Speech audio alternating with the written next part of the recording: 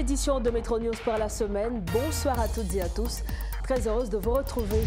Au sommaire de ce mardi, tous ceux qui sont épinglés dans le rapport de l'ULCC ne pourront pas quitter le pays. Le commissaire du gouvernement de Port-au-Prince, Cédler Guillaume, a adopté hier lundi des mesures d'interdiction de départ contre les personnes incriminées par l'ULCC. La police a repris le contrôle de Mariani qui était aux mains de groupes armés depuis plusieurs jours. L'opération policière menée hier lundi s'est soldée par la mort de 8 présumés criminels. Un rapport publié par le Haut Commissariat des Nations Unies aux droits de l'homme et le Bureau intégré des Nations Unies en Haïti appelle au déploiement urgent de la mission multinationale de soutien à la sécurité en Haïti.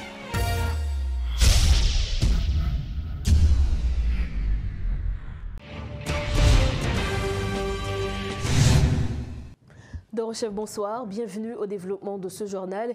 Et comme annoncé en titre, le commissaire du gouvernement de Port-au-Prince, Cédler Guillaume, a adopté hier lundi des mesures d'interdiction de départ contre les personnes épinglées dans le rapport de l'unité de lutte contre la corruption. Tous ceux qui sont épinglés dans le rapport de l'ULCC ne pourront pas quitter le pays, a décidé le chef du parquet de la capitale qui s'est engagé à faire le suivi judiciaire du rapport publié par l'unité de lutte contre la corruption. Parmi les personnes indexées figurent des anciens parlementaires, dont un ancien président de l'Assemblée nationale, à savoir le sénateur Joseph Lambert. Il y a également le député Alfredo Antoine. Des cadres de l'administration publique sont également épinglés, dont Jemlé Marc Jean-Baptiste, ancien directeur général de l'ONA, et Meuniol Jeune, l'actuel directeur du ministère de l'Éducation nationale. La police nationale a repris le contrôle de Mariani, qui a été envahi par des gangs depuis plusieurs jours. Au moins 8 criminels ont été tués lors des affrontements, selon un responsable du commissariat Omega. Les forces de l'ordre avaient lancé leur offensive sur 3 axes afin d'empêcher tout repli des bandits vers leur repère dans les mornes de Mariani. Les autorités policières veulent coûte que coûte empêcher un nouveau repère de bandits dans la commune. Depuis le 1er novembre 2023, les forces de l'ordre ont maintenu la pression sur les bandits, pour la plupart natifs de la zone. La situation demeure volatile. Au moins 4 passagers d'un bus ont été blessés cet après-midi lors des affrontements. Un nouveau rapport de l'ONU publié ce 28 novembre détaille une nouvelle et choquante augmentation de la violence des gangs en Haïti. Alors que les gangs criminels forgent des alliances et s'étendent dans des zones rurales, auparavant considérées comme sûres. Et pour en parler, le directeur de l'Office du Haut Commissariat des Nations Unies aux droits de l'homme en Haïti, M. Arnaud Gustave Royer, est sur le plateau de Métro News ce soir. Bonsoir. Bonsoir. Merci de votre disponibilité. Et merci pour l'invitation. Alors, dans votre rapport, vous avez fait mention de 350 personnes qui ont été tuées, 226 blessés, 1118 cas de kidnapping. Au total, 1690 personnes qui ont été victimes des exactions des gangs. Quelle est la méthode que vous avez utilisée pour réaliser ce rapport? Très bien. Donc, on a une méthodologie qu'on utilise dans de nombreuses situations, qu'on a déjà utilisées ici en Haïti, parce que ce n'est pas le premier rapport. C'est-à-dire qu'on a des équipes qui se déplacent à travers le pays, et on a fait plusieurs visites dans l'Artibonite, notamment au Gonaïves, où on est resté on y est allé plusieurs fois, et on a pu interroger un peu plus de 95 personnes, parmi lesquelles des victimes directes de ces violations, des acteurs étatiques, des représentants de l'État, que ce soit représentants de la police, représentants de la justice, et des membres de la société civile, et aussi des acteurs qui fournissent des services, notamment services de santé et autres. Donc on s'appuie sur des témoignages, on va dire. Des témoignages directs, et aussi des témoignages d'acteurs. D'acteurs qui sont vraiment sur le terrain, au quotidien, avec les populations qui sont victimes. Et c'est cette même méthode qui vous a permis de déceler 20 groupes armés dans le bas Artibonite? Oui, alors on a pu identifier, et on les identifie en annexe du rapport, 20 groupes qu'on appelle les groupes criminels, en fait, qui regroupent à la fois ce qu'on appelle communément les gangs, mais aussi les groupes d'autodéfense. Donc on a à peu près établi ce nombre, avec bien sûr une identification des leaders de ces gangs. Il y a aussi à peu près, ce qui nous semblait intéressant, le nombre de membres constitutifs. Et c'est là où on arrive à peu près au chiffre de 750, en sachant qu'il y a des groupes qui peuvent atteindre 100, des groupes qui peuvent être simplement réduits à une vingtaine d'éléments. Donc on a ces 20 groupes criminels, plus à peu près le nombre de leurs membres. Alors, vous avez parlé de groupes d'autodéfense. Est-ce que vous faites référence aux hommes qui habitent le Bartibonite et qui sont restés pour défendre justement leur territoire? Alors, tous viennent du même territoire quasiment. Hein. On a, oui, justement. Que ce soit ce qu'on appelle les gangs ou les groupes d'autodéfense, c'est qu'au départ, et ça, on identifie en fait la naissance de certains de ces groupes à la période électorale de 2015, 2017, ils ont émergé à ce niveau-là. Alors pour revenir sur les groupes d'autodéfense, au début, sans doute, ils se sont constitués pour défendre leur zone, mais c'est là toute la crainte que l'on a et que même sur la capitale, on alerte, c'est que ces groupes se transforment rapidement de groupes d'autodéfense en groupes criminels et groupes d'attaque. C'est-à-dire, voilà, il y a cette transformation progressive en raison de la violence qui perdure et les modes opératoires qui évoluent et les intérêts aussi économiques parfois qui changent. Alors, dans votre rapport, vous avez fait référence au rapport réalisé par le groupe d'experts de l'ONU, mais certains observateurs estiment que les droits des personnes qui sont indexées dans ce rapport ont été violés. Que pensez-vous, Monsieur Arnaud? Vous pouvez préciser votre question? Oui, alors, dans le rapport du groupe des experts de l'ONU, certains observateurs, je dis bien, estiment que les droits des personnes qui sont indexées dans ce rapport, justement, leurs droits ont été violés. Que pensez-vous à ce sujet? Donc, pour revenir sur le rapport du panel d'experts auquel vous faites référence, il s'inscrit dans le cadre de la résolution du Conseil de sécurité qui a établi un embargo ciblé sur les armes notamment et sur les individus et entités qui seraient susceptibles de supporter les groupes criminels en Haïti. Donc il y a le cadre légal qui est établi. Donc ils ne sont pas hors cadre légal, ils rentrent eux-mêmes dans un cadre légal. Ils sont venus, je pense, à plusieurs reprises ici, ils sont aussi collecté un certain niveau d'information et arrivent avec des informations indiquant qu'un certain nombre de ces acteurs seraient nommés, seraient susceptibles donc d'appuyer les membres des gangs. Ça, c'est un point. Le deuxième point, c'est que le mécanisme de sanction en soi aussi, parce qu'on y fait référence, nous on demande simplement à ce que le Conseil de sécurité mette à jour la liste, mais on pourra peut-être y revenir par la suite. Mais il y a un mécanisme, et c'était une question qui m'était posée ce matin, d'entrée, donc d'être listé, mais aussi un mécanisme de délisting, ce qu'on appelle. Donc à ce niveau-là, il y a un mécanisme, et aux Nations Unies, on respecte bien sûr les droits des victimes, mais aussi les droits des personnes qui sont accusées d'avoir commis des crimes. Parce que toutes les personnes ont effectivement droit à une défense, ou droit à être défendu. Mais le mécanisme permet cela, parce qu'on peut être délisté. On me posait la question ce matin, est-ce que c'est permanent? C'est des mécanismes qui sont mis en place par le Conseil de sécurité, mais pour l'heure, moi je dirais qu'il n'y a qu'une personne qui est sur la liste du Conseil de sécurité. Vous parlez de chef de gang. Voilà, il n'y en a qu'un. Et c'est ce que nous on demande, ce qui est le plus important, c'est peut-être cet aspect, c'est que pour l'instant, il n'y a qu'une personne sur la liste du Conseil de sécurité établie par les Nations Unies, donc il y a plus d'1 an. Et ce qu'on demande, suite justement au rapport du panel d'experts, c'est que le Conseil de sécurité se penche sur la mise à jour de cette liste. Parce que je crois que c'est aussi une demande des populations haïtiennes, c'est qu'après la sortie de ce rapport, c'est que ce rapport ne reste pas sans réponse, sans suite. Parce que lorsque vous établissez un mécanisme et que le mécanisme n'est pas pleinement utilisé, c'est aussi préjudiciable pour ce même mécanisme. Donc nous, ce qu'on demande, c'est qu'aux États membres du Conseil de sécurité de mettre à jour la liste sur la base des éléments qui sont fournis par le panel d'experts. C'est pour ça que nous, on ne se prononce pas sur les noms, mais sur le mécanisme en soi, puisque c'est au Conseil de sécurité, sur la base des informations qui ont été fournies aux États membres, de se positionner. Alors, toujours en ce qui concerne ce rapport du groupe d'experts de l'ONU, certains observateurs ont fait savoir que le rapport du groupe des enquêteurs se base parfois sur de simples allégations contre certaines personnalités politiques en Haïti. Qu'est-ce que vous répondez à ces observateurs? Là, je ne peux rien dire parce que je n'ai pas été impliqué dans la rédaction du rapport, ni dans les éléments qui ont été récupérés par les enquêteurs. Alors, le haut-commissaire des Nations Unies aux droits de l'homme, dans votre rapport, vous avez fait mention du peu de moyens que dispose la PNH pour contenir la violence en Haïti. Quelles sont les initiatives que vous pouvez recommander pour renforcer justement les capacités de la PNH et à restaurer l'ordre, on va dire?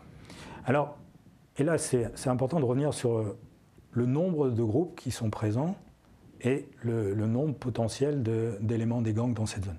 Vous allez voir pourquoi je vous dis ça. Donc 20 groupes et à peu près 700 à peu près, selon nos éléments. Effectivement, dans l'Artibonite, il y a deux grands acteurs de l'état de droit. Je dirais c'est la police et la justice.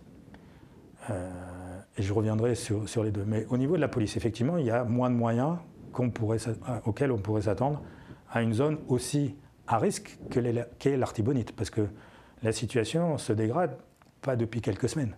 Elle se dégrade depuis des années. Depuis au moins 1 an et demi, voire 2 ans. Et si on remonte beaucoup plus loin, il y a une violence qui est là depuis effectivement des années. Mais avec une progression, une accélération, vraiment cette dernière année. Les moyens sont réduits, certes. Ça, c'est un fait. On est allé là-bas, on a discuté avec eux. On travaille avec la police, au sein de la BINU et au sein des droits de l'homme. Simplement, il y a des actions qui peuvent être posées malgré les moyens limités. Le rapport identifie par exemple la manière dont les gangs opèrent pour kidnapper. Dans l'Artibonite, il y a des points, je dirais des zones à risque. Mais pas toutes ces zones sur les routes sont à risque. Donc, il y a la Croix-Péris par exemple, cet endroit. Il y a d'autres endroits qui sont des passages obligés des commerçants et des usagers de la voie publique. On les connaît, ces endroits.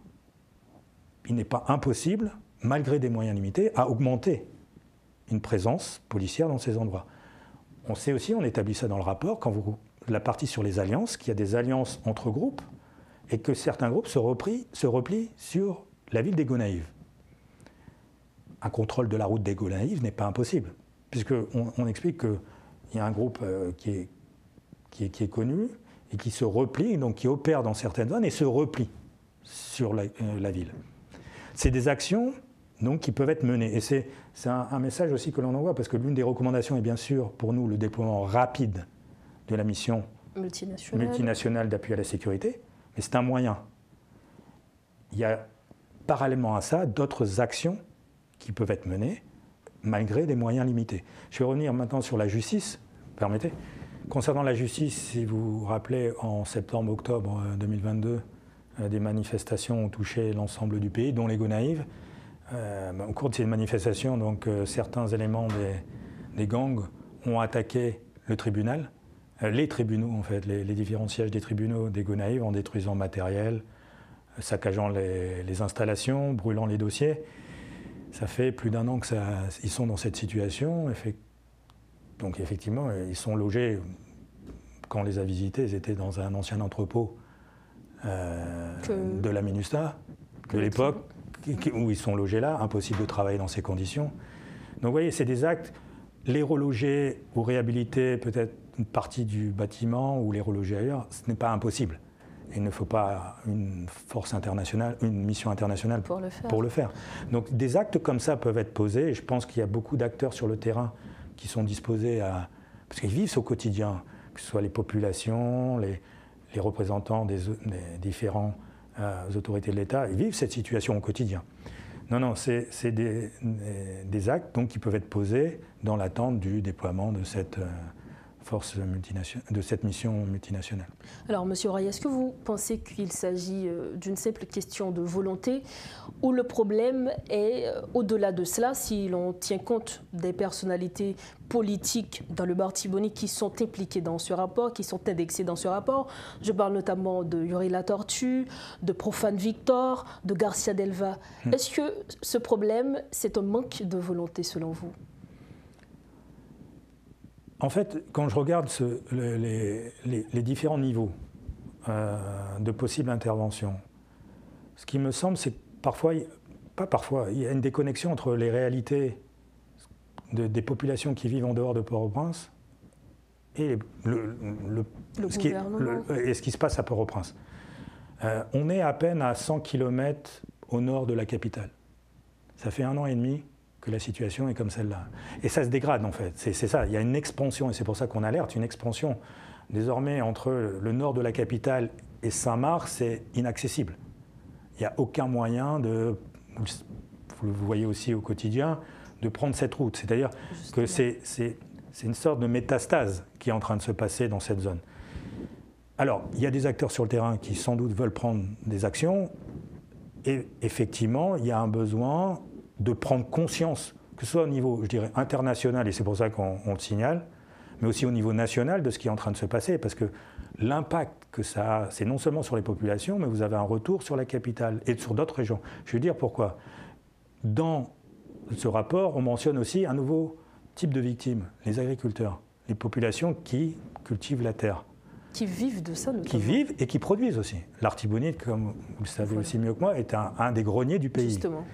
Et lorsque vous voyez que les acteurs, donc les gangs, ciblent les acteurs du monde agricole, que ce soit sur l'extorsion, le rançonnement pour accéder aux terres, le vol des récoltes quand il y en a, empêcher les mouvements de commerçants, notamment les Madame Sarah, qui ne peuvent plus circuler, donc qui ne peuvent plus alimenter les marchés, les attaques sur les canaux d'irrigation. Vous apercevez que s'il n'y a pas déjà une prise de conscience, mais des actions qui sont menées pour permettre et reprendre le contrôle de cette zone, l'impact n'est pas uniquement pour l'Artibonite, mais pour l'ensemble du pays. Et je pense que ça se sent aussi sur la capitale et sur d'autres régions avec une inflation. Il y a plusieurs raisons à l'inflation, mais quand vous ne pouvez plus circuler et commercer... La question de sécurité... Oui, il y a un impact, je dirais, mécanique sur la vie au quotidien des acteurs de Port-au-Prince. D'où l'intérêt des acteurs de Port-au-Prince qui peuvent décider de prendre effectivement les décisions qui sont nécessaires. Alors nous allons revenir un petit peu sur la mission multinationale d'appui à la sécurité en Haïti. Comment le BINU prévoit-il, selon vous, de collaborer avec les autorités haïtiennes pour s'assurer à ce que la mission, tout se passe bien en Haïti? Ce qu'on espère déjà, la venue. Alors ça, je me permettrai de ne pas répondre à la question parce qu'elle ne fait pas partie du rapport. Et au niveau des droits de l'homme, on se focalise essentiellement sur les questions des droits de l'homme. Donc, si vous avez l'opportunité de poser la question peut-être à d'autres représentants, je ne pourrais pas prendre position et le rapport ne porte pas sur ça. On appelle simplement au déploiement rapide, et ça c'est important, je pense, c'est au déploiement rapide de cette mission. C'est-à-dire que c'est une mission d'appui. Alors, il ne faut pas oublier que c'est un appui et que c'est là pour appuyer la police haïtienne. Aider. Et en vue de protéger les populations. C'est-à-dire qu'il ne faut pas non plus, je pense, et c'est un message aussi qui est important pour nous, de shifter les responsabilités, de faire basculer des responsabilités sur des acteurs. Moi, mon rôle premier est d'appuyer les autorités, d'appuyer la police, de travailler avec la police, de travailler avec la justice, pour qu'ils puissent justement regagner ces territoires et protéger les populations, parce que les premiers acteurs de la protection des populations en Haïti sont les autorités. Justement. Alors, parlant des droits de l'homme, comment est-ce que vous évaluez le travail des organismes de défense des droits humains en Haïti? Pour finir, monsieur. Vous en avez de très connus, vous en avez de moins connus. Tous travaillent, je pense, je l'espère, dans le sens justement de l'amélioration, déjà de tenter d'empêcher une détérioration de la situation des droits de l'homme. Beaucoup sont en lien avec nous, aussi en lien avec eux. Je pense notamment, pour revenir sur les organisations de droits de l'homme dans l'Artibonite. Il y a qui ne portent pas forcément, vous savez, il y a plein d'associations qui sont actives dans l'Artibonite. Je pense aux associations de Madame Sarah. Il y a des associations aussi qui défendent les droits des personnes déplacées suite aux exactions, parce que il y a quand même 22 000, plus de 22 000 personnes qui se sont déplacées. Et non seulement elles se sont déplacées, mais elles se sont rapprochées des centres urbains. Donc en mettant une pression supplémentaire sur les familles. Et donc vous avez plein de groupes, eux-mêmes se forment en groupe pour essayer de défendre leurs droits, de se faire entendre. J'ai régulièrement, quasiment tous les jours, moi, des appels arrivant des associations de l'Artibonite, demandant à ne pas être oubliés, à être appuyés. Et au lieu de parler en général des organisations de défense des droits de l'homme, j'ai parlé de celle-là. mettre l'accent sur ces groupes parce que elles sont là, elles ont besoin d'appui. C'est une demande aussi que l'on fait cette fois-ci aux agences des Nations Unies. Vous voyez, on ne fait pas que des recommandations aux acteurs internationaux, aux acteurs nationaux, mais à nous-mêmes et à d'autres. C'est aussi parfois d'adapter les programmes d'intervention, c'est-à-dire que les programmes humanitaires sont vitaux, effectivement, dans des situations d'urgence. Mais par rapport aux associations paysannes qui ont perdu leurs moyens de vivre, de faire vivre leur famille et leur entourage, c'est qu'on recommande que des mécanismes, des programmes de résilience, qu'on sorte un peu aussi à côté de l'humanitaire, qu'on puisse ouvrir d'autres programmes pour aider ces populations, bien sûr, à réagir face à la situation actuelle. Mais aussi, il faut se projeter. C'est-à-dire que l'humanitaire n'a pas vocation à durer. Et donc, si on ne se projette pas tout de suite sur des programmes de résilience, si on n'appuie pas ces organisations locales, on risque d'aller au-devant de plus graves catastrophes. Si vous regardez déjà la situation en termes de sécurité alimentaire, c'est des chiffres qui arrivent de l'agence du PAM. En septembre 2023, le taux de malnutrition aiguë, 45% de la population était en situation de malnutrition aiguë, d'insécurité alimentaire aiguë. Pardon, excusez-moi, je précise. Et des terres cultivées étaient abandonnées. À cause de déplacement. Voilà. Il faut aider ces groupes, parce que c'est elles qui font vivre. C'est l'ensemble de la population. Et donc les programmes, au niveau aussi de nos propres interventions, doivent aussi penser et passer par ces associations, par ces acteurs qui sont en fait le filet de sécurité aussi, de sécurité humaine, je dirais, de la région, voire plus largement du pays. Merci infiniment, Monsieur Arnaud Gustave Royer. Merci beaucoup. Alors, on le rappelle, vous êtes le directeur de l'Office du Haut-Commissaire des Nations Unies aux droits de l'homme en Haïti. Avec vous, nous avions échangé sur ce rapport de l'ONU qui indique que la violence des gangs en Haïti se propage et vous avez profité de cette occasion pour appeler au déploiement rapide de la mission multinationale d'appui à la sécurité en Haïti. 3 éducateurs appellent l'ensemble de la société haïtienne à une mobilisation pour que cesse l'intolérable. Darline Alexis, Rodi Edmé et Marguerite Clérier ont estimé que sans une telle mobilisation, l'aide apportée par le Kenya sera sans effet. Suivez tour à tour les explications de Darline Alexis de l'Université Kiskeya, de Rodi Edmé et de Marguerite Clérier de l'Association professionnelle des écoles privées. Maintenant, Kenya est venu. Il y a besoin d'une société campée, mobilisée, qui veut changement. À ce moment-là, aide quoi, plus censé avoir à bon sens. Mais si Haïtiens, si nous pas clairs sur ça, nous voulons, si nous avons au lieu de nous travailler sur une feuille de route nationale, nous avons sur qui est-ce qui peut le faire seulement, eh bien, à ce moment-là, on passe à côté. Et même Baye Kenya n'a pas de moyen. Donc, pour que Baye Kenya réussisse, faut nous-mêmes. D'ailleurs, quand on dit qu'on dit oh oui, échec OEA, échec CARICOM, mais c'est échec pas nous. C'est échec Haïti. C'est échec pas nous. Pas grand qu'un gagari qu'on a gagari nous que blanc échoué. Blanc, l'hôpital a marché la Kaili. On classait déjà pour nous au départ. L'école a fonctionné la Kaili. Ou même pour son dossier. C'est-à-dire que l'Elvin là, chaque 3 mois, son dossier. Dossier Haïti. Dossier Haïti. Mais nous-mêmes, son pays que nous gagnons. Et c'est ça dans l'Indie. Dans l'Indie, et nous pensons tous les trois, nous toutes là appuyer, c'est que quand on parle d'avenir d'Haïti, son qui pour décider en écoutant les gens, en faisant que l'élite suspende faire autisme, garder ce qui a passé dans la province, garder qui gens moun percé canal, moun besoin de l'eau, c'est moun a voé dit nous en nous travail, mais ça pour faire. Je pense que enquête là dit tout, il répond tout à un discours qui travaille nous depuis des années.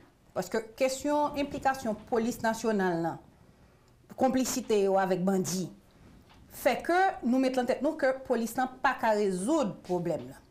Et donc, nous avons espérance que comme Kenya a sorti loin, a venu là, il n'y a pas bien de confier avec gang pour résoudre le problème. Mais c'est mal connaître l'histoire des forces de maintien de la paix internationale. Et ça sont l'autre débat. ça c'est l'autre débat. Mais on peut comprendre que la situation soit là et pas à nous souffrir là, que nous avons espérance que une force nationale a pu résoudre ça. Mais il faut toujours poser question. Et après? Que bon, un petit souffle pendant, même question de poser pour Biden, non, quand on souffle 2 ans dans Biden, et après, que ou une force qui vient là 1 an, 2 ans, mais après vous faites quoi? Et on a toujours tourné le même problème, non? Problème, qui l'État n'a construit, qui type de dirigeant, et comment la société a organisé pour faire pression sur eux. Et pour question à venir, bon, question Timonio va dire. En termes de, en fait, ce qui se passe par rapport au Kenya, c'est que malheureusement, Haïti, toujours dans le mode, on attend un sauveur. Et nous, pour que jamais accepter le principe que le sauveur, c'est nous, c'est nous-mêmes, société, qui pour mettre l'embranle, qui pour dénoncer l'inacceptable, parce que finalement, on se complète dans une adaptation perpétuelle. Chaque fois qu'on va qui pas fait bien, nous adapter la ligne, puis nous prendre pour la normale. Et ainsi de suite. L'école n'a pas fait, mais nous accepter normal que tout le monde partit pour bailler. Non, il faut arrêter. Enfin, comme dit Woody, nous devons arrêter l'hémorragie. Nous devons mettre en place, savoir que le sauveur, c'est nous-mêmes et chacun dans sa sphère d'action, c'est pour nous goumer, pour qu'il y ait une amélioration autour de nous. Et le changement, pour venir, c'est notre tête, nous, pour le sortir en premier. Et là, nous, tout à penser pays, nous penser que ça m'a fait pour changer pays, c'est lui-même qui peut influencer la collectivité. Je ne pas penser que un grand groupe politique a un pouvoir pour changer pays. Même pas souhaité, puisque c'est eux les décideurs, c'est vers eux que la communauté internationale se tourne. Parce que si crise n'a pas qu'à résoudre, si population n'a pas pris là où il peut dire il y en a marre, c'est fini, il faut une solution, c'est parce qu'ils n'ont pas identifié par rapport à l'offre politique, ils n'ont pas identifié un leader qui est capable de défendre l'intérêt et parler pour eux. Et nous, tout problème nous avons là, origine, côté au sorti, problème que l'école a travers, etc. Mais il faut qu'on mobilise, et pas uniquement le gouvernement, il faut qu'on mobilisation société finalement pour des sujets qui pas uniquement monter gouvernement, jeter gouvernement. Il faut qu'on mobilisation société pour dire faut qu'il y ait égalité, faut tout le monde à l'école. Faut une mobilisation société pour quel que soit type de gouvernement qui monte ou mettez au dos au mur pour faire 2-3 mettre en place 2-3 éléments clairs que la société a besoin pour y fonctionner. Parce que si on n'a pas déposé, et c'est ça qui fait à chaque fois un mouvement social qui commence à prendre dans le pays, pour détourner, pour tourner un mouvement politique. Nous pas jamais la même position politique. Nous pas la même position idéologique, même gens ça est dans tout le pays, mais nous avons fait en sorte que nous sorte de bien-être pour la société. Et pour nous faire, il faut nous suspendre, poser questions en termes d'accès au pouvoir. Il faut poser en termes de malheureusement, ce sont eux les décideurs. C'est eux-mêmes qui ont décidé. Nous-mêmes, nous devons mettre d'autres murs, quel que soit le groupe là. Pour répondre à la question à venir, moi-même, tout le temps, c'est que au moment de qui ça a fait. Évidemment, il ne pas dépendre de nous qui chita là, tout petit, que nous ne pas représenter grand-chose. Mais quand même, si vous regardez bien, crise ça qui a perduré dans le pays depuis passé 2 ans, il n'est pas acceptable. Donc, il faut toute société en camper pour demander politique, moun qui a décidé de payer, tant pis s'il vous plaît, payez une chance, laissez vos intérêts personnels de côté, et puis, là, après en négociation, c'est pour rentrer avec conviction que je ne peux pas sortir tout autant par une décision qui prend pour le bien-être de la nation. Parce que les crises sans résoudre, je pense que nous ne franchirons pas pour un avenir meilleur. Le président kényan William Ruto a déclaré devant le Parlement européen le 21 novembre dernier qu'il faudrait 5 000 hommes pour aider à résoudre la crise sécuritaire en Haïti. 5 000 hommes pour combattre la violence des gangs. Sera-t-il vraiment suffisant? Pour en parler, l'ancien militaire Ashley Larac est sur le plateau de Métronos ce soir. Bonsoir Ashley Larac, merci de votre disponibilité. Bonsoir Rose, bonsoir aux auditeurs et auditrices de Radio-Télé Métropole. Alors je vais vous poser la question directement. Que pensez-vous de cette déclaration du président William Ruto qui demande à ce que 5 000 hommes fassent partie du contingent qui devra arriver en Haïti pour soutenir la police, ou du moins pour appuyer la police dans sa quête pour la paix en Haïti? C'est dommage que nous soyons déçus par la déclaration d'un président kenyan.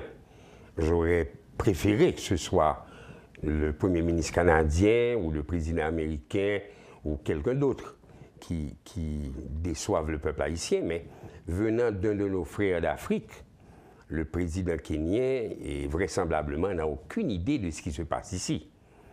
Et nous avons presque l'impression que c'est une affaire d'argent qui se discute beaucoup plus que des intérêts haïtiens et la volonté de peuple frère à venir nous aider à résoudre ce problème.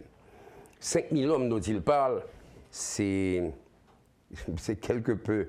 Moi, j'en ris très certainement, puisque vous savez que pour avoir une division dans l'armée d'Haïti, ça veut dire qu'à peu près 27 000 hommes, entre 26 800 et quelque chose, il nous faut un payroll, si nous parlons de solde, pour ces 26 000 hommes-là, de 76 millions de dollars l'an, pour toute l'année.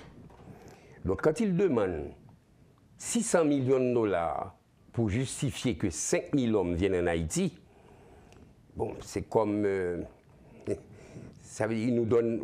Enfin, je souhaite que son intervention ait le même résultat que l'interdiction ou bien que la posture du président Abinader contre la construction du canal à Ouanamet. Je souhaite que ça serve à rapprocher le peuple haïtien et pour que finalement il prenne charge de son armée. Il se rend compte que nous avons chez nous les moyens de résoudre ce problème. Nous n'avons finalement pas besoin de l'international. Je suis conscient que si nous avions une aide internationale, ça aurait aidé. Mais puisque le président Ruto lui-même dit qu'il nous faut 5 000 hommes, ces 5 000 hommes, nous les avons ici, nous pouvons les trouver. Et il nous faut beaucoup moins que 600 millions de dollars. Comme je vous dis, il nous faut à peu près 76 millions de dollars l'an pour payer 26 000 hommes de troupes. Alors, cette troupe devrait être composée de combien d'hommes, selon vous, pour vraiment aider à résoudre la crise sécuritaire? Écoutez, c'est une affaire de stratégie, de techniciens et de stratégie. Ce n'est pas une affaire de quantité d'hommes.